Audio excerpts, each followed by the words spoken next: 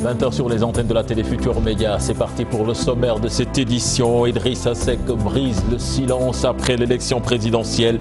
Le leader de Rewmi, qui a félicité le peuple sénégalais, demande la libération de ses militants et de l'ex-maire de Dakar, Khalifa Sall. Vous l'entendrez dans ce journal. La journée mondiale du rein célébrée ce jeudi. Le directeur de la lutte contre la maladie soutient que des mesures sont prises pour une bonne prise en charge des patients, des malades qui déplorent l'accès difficile à la dialyse. Le maire de Mbour traduit en justice par un groupe de jeunes de la ville. Il lui reproche d'avoir cédé le jardin public à un promoteur privé. L'audience est prévue ce 26 mars. Et puis la Fédération sénégalaise de football a officialisé la tenue du match Sénégal-Madagascar au stade Lat Dior de Thiès. Seules 8500 places seront mises en vente. Voilà le sommaire de ces 20h. Tout de suite le développement.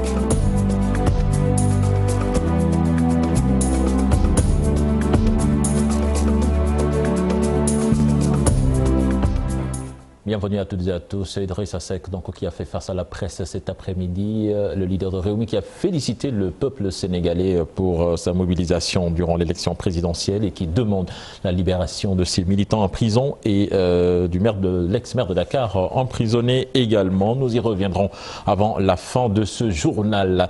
La journée mondiale du rein célébrée ce 14 mars au Sénégal. La maladie prend des proportions inquiétantes. La prise en charge pratiquement inaccessible pour beaucoup de malades. Le directeur de la lutte contre la maladie rassure. Un comité national de dons d'organes sera bientôt mis sur pied. Les détails dans cet élément signé Fatimata Touré et Youssou Baro.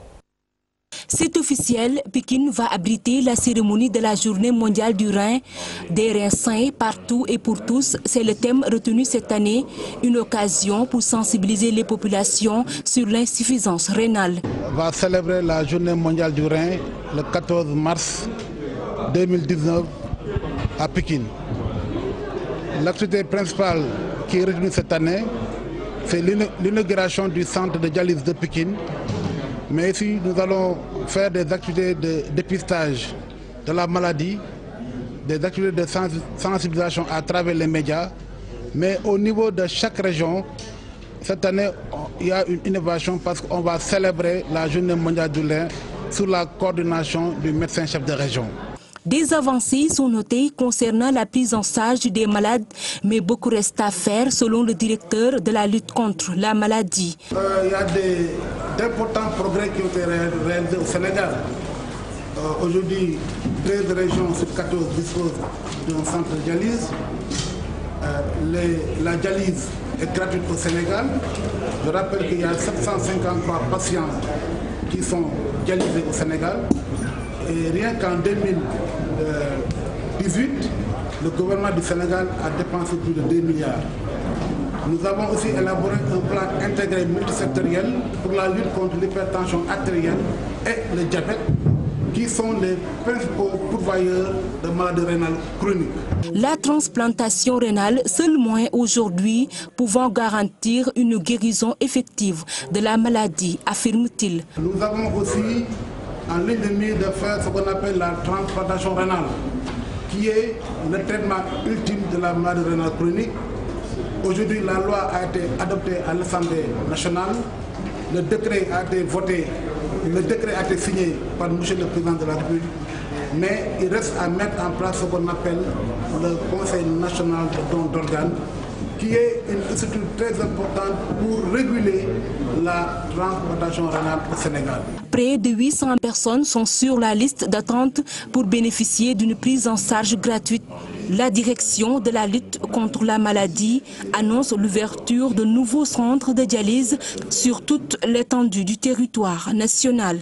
Fatimata Touré, Dakar envahi par la poussière qui s'est d'ailleurs pratiquement installée sur l'ensemble du territoire national. Du coup, la vente de masques prospère en ce moment même dans la capitale sénégalaise. Un reportage signé Lamine Ndiaye et Pape Sangoné Mbaye.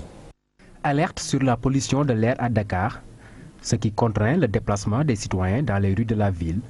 Certains se prémunissent de masques. Selon Modou Touré, vendeur de quincaillerie, l'achat de masques a repris depuis que le pic de pollution est constaté. Ces derniers jours, les clients viennent acheter des masques.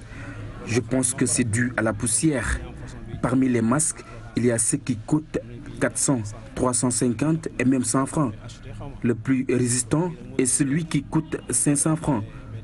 Ce sont les conducteurs de moto qui l'achètent le plus souvent. Les habitants de ce quartier l'achètent, mais c'est devenu plus fréquent avec ces poussières. Le masque le plus accessible coûte 100 francs. Babacar Touré, lui, conducteur de Jakarta, a l'habitude de porter un masque pour se protéger. Je suis venu acheter un masque. Il y a trop de poussière ces temps-ci. Je suis conducteur de moto, c'est pourquoi j'utilise souvent un masque. Le vent nous perturbe. Il y a des masques qui coûtent 500. Les personnes allergiques et asthmatiques souffrent en ces moments. Le port de masque, un geste simple qui sauve. Malheureusement, ce n'est pas le cas pour d'autres Sénégalais qui n'ont pas l'habitude. Surtout ceux résidant à Dakar, deuxième ville la plus polluée au monde, d'après le rapport de l'Organisation mondiale de la santé en 2018. Les étudiants de l'École nationale des arts dans la rue ce matin, ils réclament leur bourse et l'application d'un décret par le ministre de la Culture. Les détails dans cet élément signé Aïssatou Gueiba et Gafaraba. Après une grève, leurs revendications ne sont toujours pas prises en compte. Avec cette marche, les étudiants de l'École nationale des arts espèrent voir le bout du tunnel. Le but de cette marche aujourd'hui, c'est la non-application d'un décret qui a été fait par le président Abdou Diouf en 1995 et qui régit cette école. Ce décret qui régit cette école n'est en aucun cas appliqué dans sa rigueur comme ça doit être au sein de l'École nationale des arts. Aujourd'hui, à l'École nationale des arts, ça fait 3 mois que les étudiants n'ont pas reçu de bourse, alors que l'argent a été voté, les engagements ont été faits.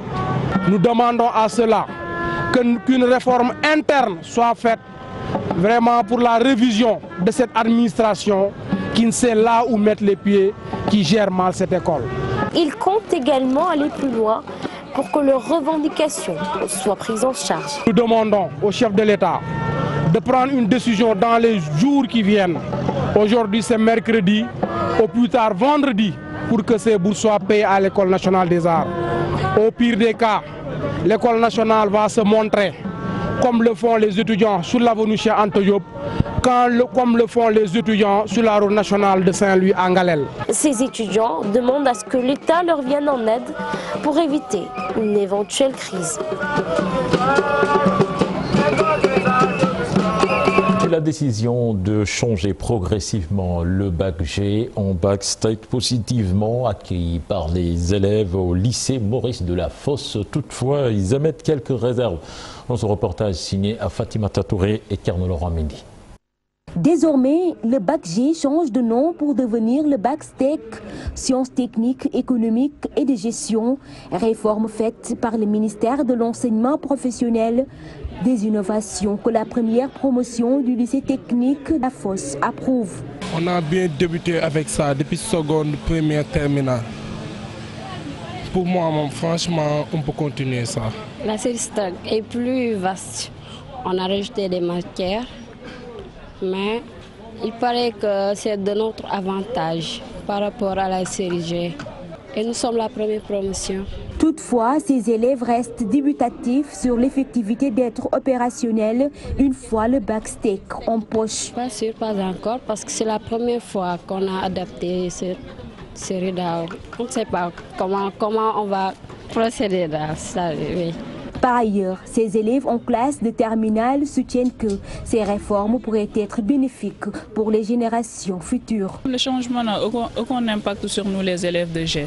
Mais les matières qui ont été ajoutées ont des avantages pour les élèves de STEC, c'est-à-dire nos petits frères et nos petites sœurs qui sont en STEC maintenant. C'est avantageux pour, par exemple, le management, c'est des matières qui peuvent les aider dans les études supérieures. D'ici 2020, le bac STEC va remplacer définitivement le bac G. Ainsi, de nouvelles matières sont intégrées comme le management, le marketing, entre autres. Et vous l'annoncez en début d'édition, Idrissa Seck qui brise le silence après l'élection présidentielle. Le leader de Réumi qui a félicité le peuple sénégalais demande la libération de ses militants et aussi celle de Khalifa Sall, ancien maire de Dakar. Je vous propose de l'écouter.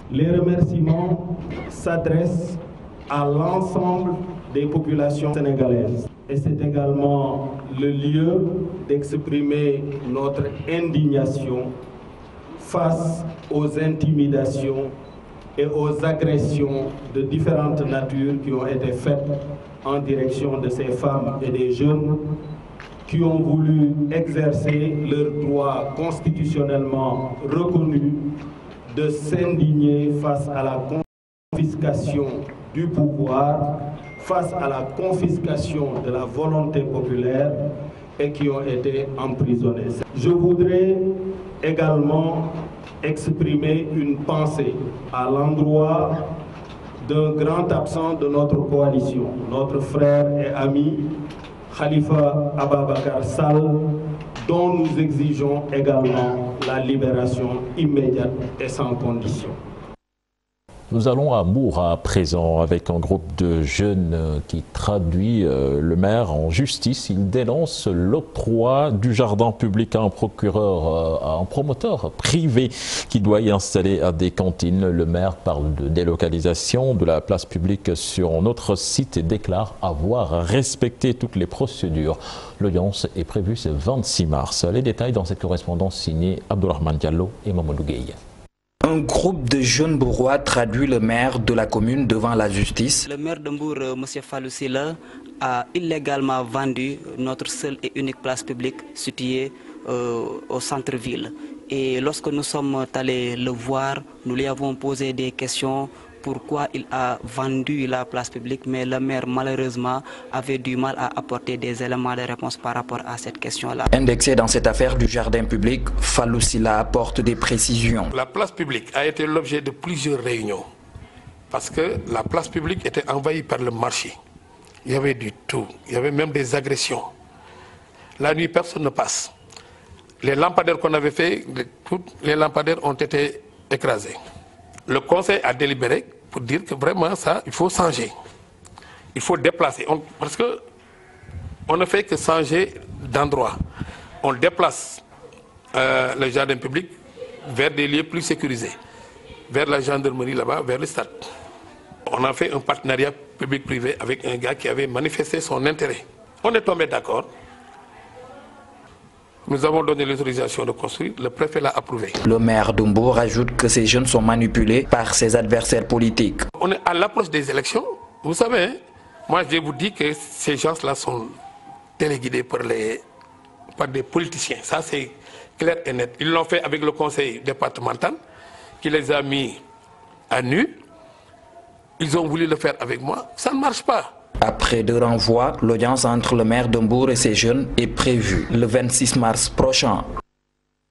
Et puis Ibrahim Mandoy, le conducteur du bus d'un convoi du PUR, c'était lors de la campagne électorale, a comparu ce matin à nouveau au tribunal de Tambacounda. L'affaire a été mise en délibéré pour le 20 mars prochain.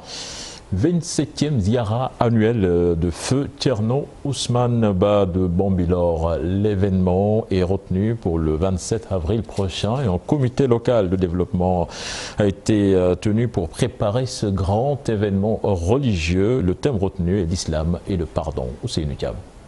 La ziara annuelle de feu Thierno Djibril Ousmane Ba, défunt Khalif de Bambilor, se prépare activement. En comité local de développement, le porte-parole de la famille dévoile le thème retenu cette année sur l'islam et le pardon. Une manière d'exhorter les hommes politiques à la réconciliation à l'issue de cette période électorale. On a pris l'initiative de dédier ce thème pour cette année, pour la ziara, pour la 27e ziara, de dédier le thème l'islam et le pardon. Pour recentrer le débat, pour montrer aux musulmans qu'à la kulli halin, après chaque débat, il y a le suivi. Donc pour nous, après un débat très houleux. Donc il est important de se ressaisir, il est important de pardonner. De l'avis du représentant de l'État, toutes les dispositions ont été prises pour un bon déroulement de cet événement religieux qui accueille des milliers de fidèles. On est en face d'un événement qui a aujourd'hui atteint une envergure très importante. Et face à cette importance aussi, nous sommes obligés également de mettre en place les dispositions nécessaires quand même pour que l'événement se déroule dans les meilleures conditions qui soient. Tous les chefs de service administratifs étaient présents. Donc des engagements ont été pris et nous espérons quand même que au sortir vraiment de cette manifestation-là, de cet événement-là, vraiment nous pourrons en tirer un bilan positif. Sous la bénédiction de Mohamedou Bachir Tal, khalife général de la famille omarienne, la ziara est prévue le 27 avril prochain à Bambilor. Culture à présent, le journaliste culturel Fadel Lo se penche sur l'œuvre de Thione Seck. Dans son ouvrage Paroles de Thione Seck, un poète inspiré et prolifique, il y décortique l'importance des messages délivrés dans ses compositions musicales. Les détails dans cet élément signé Aïssatou Paye.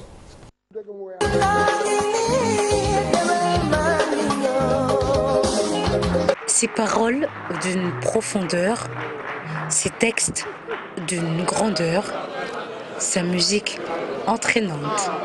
Lui, c'est le parolier Thione Ballago Seck, célébré à travers un ouvrage, Paroles de Thione, un poète inspiré et prolifique. J'ai pris sur moi pendant 2 ans le temps de l'écouter et de le voir et de bien apprécier. Et je vous assure que sur chaque morceau, j'ai appris énormément de choses et à chaque écoute, j'apprenais quelque chose de nouveau. Plusieurs musiciens présents à cette cérémonie de dédicace, parmi eux l'auteur de Dibi Dibi Rek. Écrire un livre sur Thione Seck, je ne peux que féliciter et remercier Fadel Lo. En tout cas, d'avoir eu l'état d'esprit d'écrire un livre sur les paroles de Thione Seck, qui est un monument de la musique sénégalaise, de la musique africaine, de la musique mondiale, parce que moi, personnellement, je suis un admirateur inconditionnel de Thione Seck. Son fils, Wally, espère un jour voir son illustre père lui écrire des chansons. Mais d'ici peu de temps, parce qu'actuellement, mon mingi focalisé sur l'album international, album. Donc, je solo projet le 10. Une surprise pour Papa Thione. Que glorifié, vu que je ne m'y attendais pas. Deuxièmement, je ne savais pas que j'étais si bien écouté. Troisièmement aussi, bon, il paraît que je suis le meilleur parolier de toute ma génération. Il paraît, je dis, hein, c'est pas moi qui l'ai dit, ce sont les journalistes. Un symposium est prévu pour honorer Thione Ballago Seck, bientôt un film pour retracer son parcours. Et puis le Boeing 737 MAX interdit de vol presque partout dans le monde après le crash de l'Ethiopian Airlines. Selon l'ancien pilote Xavier Diatta, il parle de mesures préventives. Toutefois, il est nécessaire, dit-il, d'attendre les résultats de l'enquête. Il a rencontré nos reporters Thioro Bardiaï et Tierno Laurent Mendy.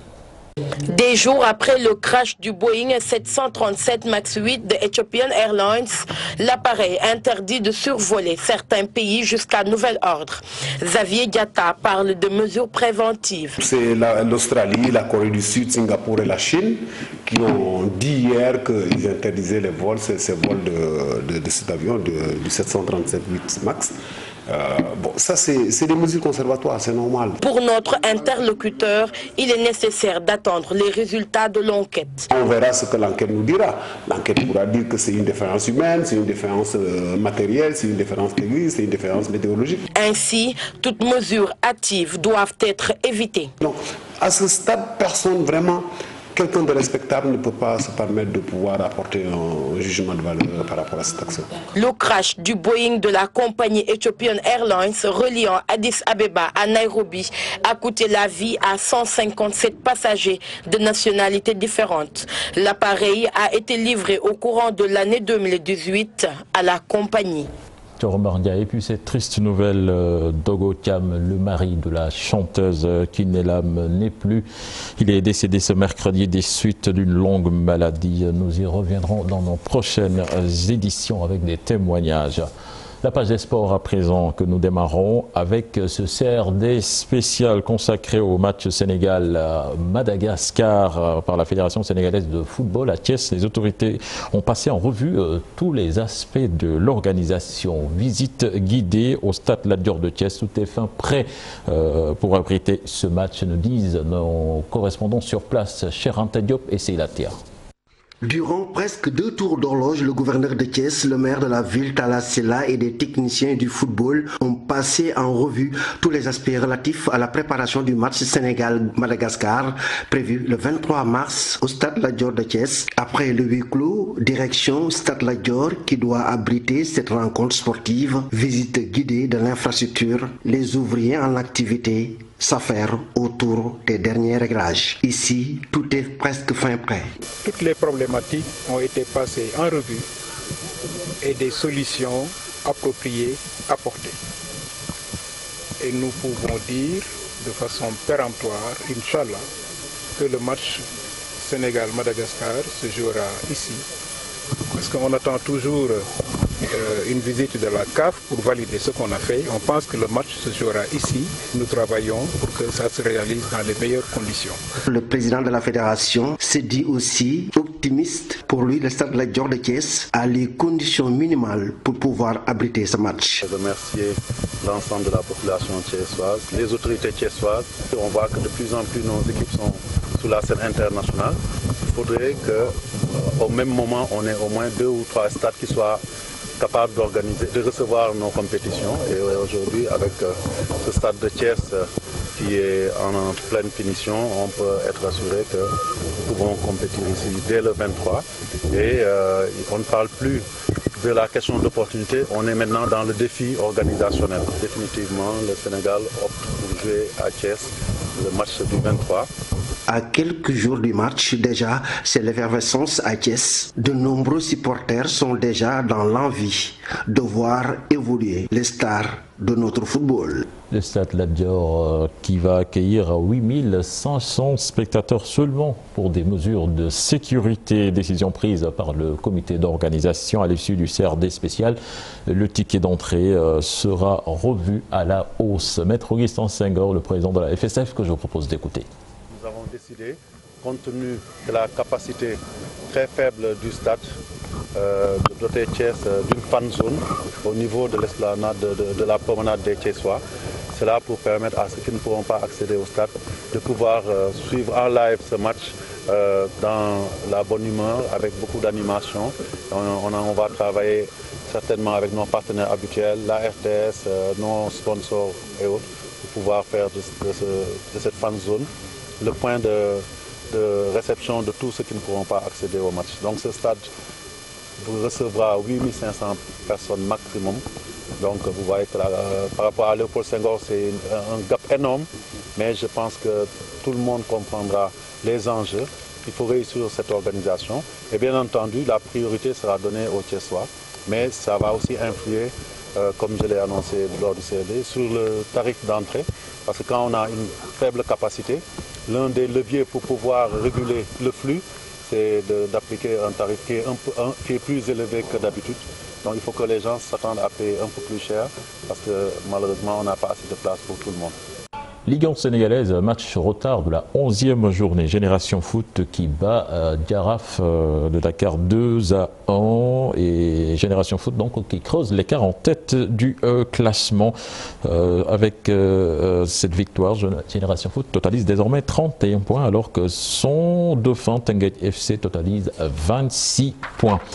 La Linguère de Saint-Louis, pendant ce temps, qui vit une situation de crise depuis le début de la saison. L'équipe Fagnon de la vieille ville qui avait remporté le premier championnat de la Ligue Pro, c'était en 2009, est 13e avec 13 points.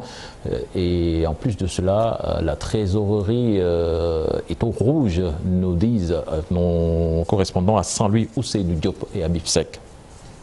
La Linguère de Saint-Louis est dans le dur depuis le début de la saison 2018-2019.